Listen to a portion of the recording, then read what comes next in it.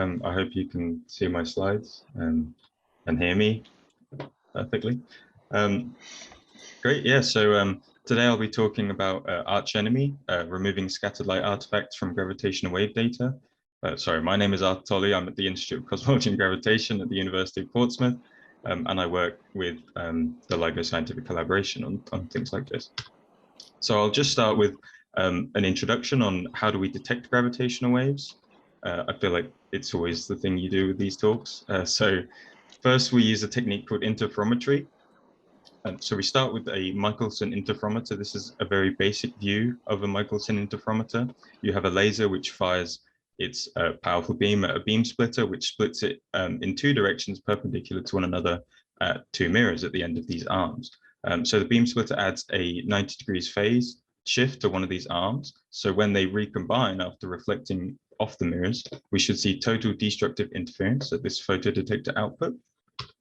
However, when the arms, either one of them changes length, so we have a strain, we get non-destructive interference at the detector output.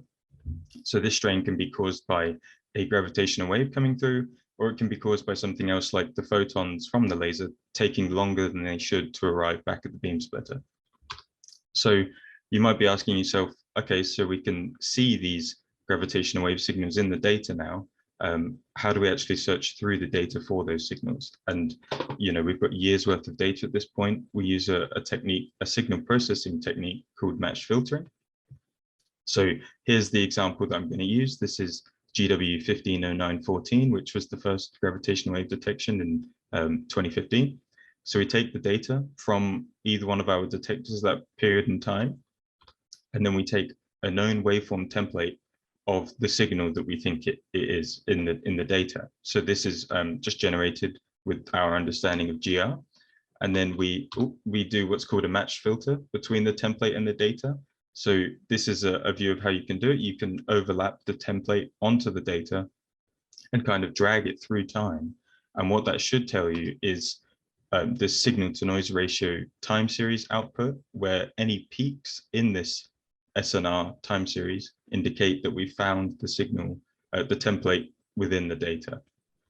And then just an ad hoc way to check to see if that's the case is you can do a quick subtraction within your data to subtract that template, and you can see that we've matched up really well, and you can only get Gaussian noise remaining at the end. So I'll focus down a bit more into what I do, which is looking at glitches in the gravitational wave detector data.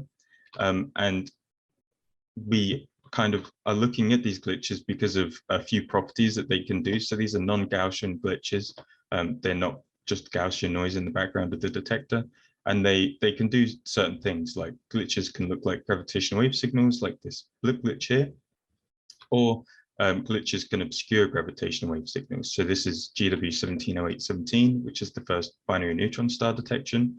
And at the LIGO Livingston detector, you can see we had a really, really horrible glitch at the exact time, which wasn't very lucky of us at the time. So to focus in a bit more, the glitch that I'll be looking at, or the artifact I might refer as, is scattered light. And I'll give you a very brief and simplistic view on how scattered light is caused in the gravitational wave detectors. So this is just kind of one of the arms in any of our detectors. This green arrow represents the main laser. So what happens is a fraction of this main laser beam is scattered. This can just be caused by, a random air particle or something like that. The laser isn't perfect, so it gets scattered out of the main beam, and then it hits a moving surface. We have plenty of these within the detector to measure all sorts of things like ground motion or the audio within the detector chamber. And then part of this reflection makes its way back and recombines into the main beam, which causes an excess amount of noise in our output of a detector, which looks like this. So this is one of the scattered light artifacts in a spectrogram, and you can see it's got a very characteristic arch-like shape. And another property is that it has what we call harmonics. So this lowest frequency is kind of the fundamental frequency, and the higher harmonics are kind of multiples of that fundamental frequency. So you might be asking yourself, why scattered light? How common is scattered light within the detectors? So what we see is actually thousands upon thousands of instances of scattered light within the gravitational wave detectors, especially in the most recent observing run. So this means it's quite important for us to investigate the sources of this scattered light and then how we can actually remove that from the data. So to do this, we kind of follow a route similar to the gravitational wave search, where we take a known model. So we can produce templates, in this case of scattered light. And this is what the model looks like. We have two key parameters, time period, so how long the scattered light artifact persists within the detector data, and then fringe frequency, so F fringe, which is the maximum frequency the artifact kind of reaches. And then we also have things like amplitude and phase, but these are maximized over in our search. And then I'll go through a workflow of how the ArchEnemy workflow works at the moment. So first we have to generate a bank of these templates over the two parameters. So this is just a simple 100,000 scattered light template bank. And then what we do is we matched filter each of those templates with the data to produce a signal to noise ratio time series. So this is great. You can see here that we've got a nice peak that indicates that we found a scattered light artifact at this time. This will be the data that I'll be doing an example on, and this is the first template that I'll be match filtering. And so we have to actually consider what happens when we match filter within that data. We can match filter just the template that we chose, and we see we get a really nice peak here, about 45 seconds. However, you can see there are actually multiple peaks surrounding this, which have a significant SNR. And we can't just get rid of that information. It's quite useful to us, especially when we know that there are scattered light artifacts surrounding the one that we're looking at. So we use a technique called clustering to find what we call triggers, which are likely to be scattered light artifacts within our data. So as you can see, if we overlap the triggers that we find, they match up really well with this first kind of peak right in the middle of the scattered light artifacts. And then you have some other ones to the side, and then it definitely hits this cluster of artifacts on the right-hand side here. And so what we can do is we can take all of the triggers found by all 100,000 of our templates and overlay them on this. You can call this a signal to noise ratio time series of all the template bank. And you can see you build up clusters of triggers exactly where our scattered light artifacts have been found. And this provides us great information. Yep. Because it shows us where the artifacts are and where they aren't. And then 2-minute warning, Arthur. Yep. Then we can cluster this again to find not only the optimal template for the highest SNR artifact at that time, but also where the artifacts are in time. So we can filter this down into artifact periods. So these are where we assume our artifacts are, which is, again, a correct assumption on this example. And we can take a slice of this data in order to find the harmonics. We can cut out the data containing this stack of artifacts, and we can then do a search in frequency instead of time.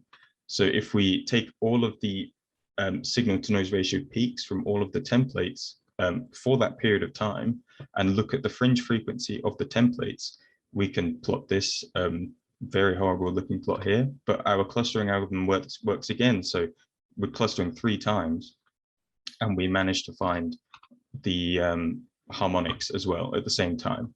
So just to demonstrate that in the results with this example, we can see that we have these 5 periods of scattered light artifacts, and our ArchEnemy kind of toolkit finds all of them and their harmonics all in one go. And then to do the same subtraction we did earlier, we can see we recover almost Gaussian noise. There's a bit of mess around there, but that's pretty good. So in conclusion, we can model artifacts now, so scattered light artifacts in particular, and then we can search for artifacts using similar techniques to gravitational waves, but adding a few extra things needed, like the harmonic search, and then we can subtract the artifacts from the data. And in the future, this would be great to implement within the gravitational wave searches themselves, so we can eliminate periods of time where we know that there are scattered light artifacts and there's unlikely to be any gravitational wave signals to be seen, or we can remove them all and measure sensitivity increases throughout the detector data, throughout the detectors. And then there's the possibility to extend this to other artifacts, because there are a lot of known artifacts within gravitational wave detectors. And yeah, thank you for listening. And if you have any questions, feel free to send me an email. Thank you very much, Arthur. That was like exactly 10 minutes. Brilliant, keeping us to time and kicking us off this morning. I think everybody's a little bit sleepy still. There's not any questions in the Q&A at the moment. Please add them if you have them.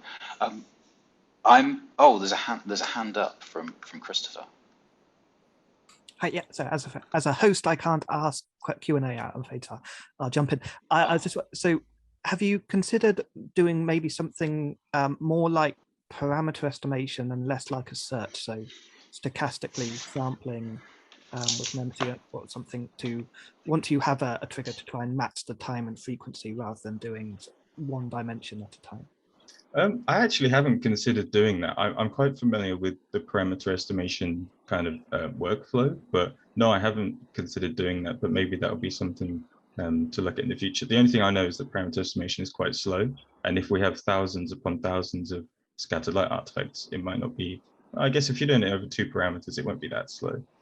Yeah, no, that's something to consider. Thank you. And I was also going to ask Arthur, in terms of speed as well. So is this something you foresee in your current setup being able to run in real time? Real time is always what you would love to do. I'm not sure. I think this needs definite tests. I haven't run it potentially with as many parallelizations as I could at the moment. It's kind of just running on a single core doing the search, but it is quite fast. I would say to do this exact one here, it would only take about 10 minutes, which isn't real time, but that's on a single core, you know. So match filters are always quite an expensive thing to do. Yeah. To take advantage of the fact we started early, there's a hand up from Philip. Hi, sorry, I couldn't ask a question in the Q&A either. Have you considered how the match filter would affect things like the in-spiral of a neutron star? Because you have low frequency and you're likely to see scattered light. Does it remove power from that template if you do your subtraction? So that is what we're looking at now. So the safety of the scattered light search. And the question is a bit unknown at the moment. The tests that I've done haven't caught any issues with subtracting power from gravitational wave signals, but we can always be a bit more thorough with it. And then there's obviously the case where there aren't many examples of overlapping scattering and gravitational wave signals for us to work on, so I need to generate some potentially fake signals to do that with.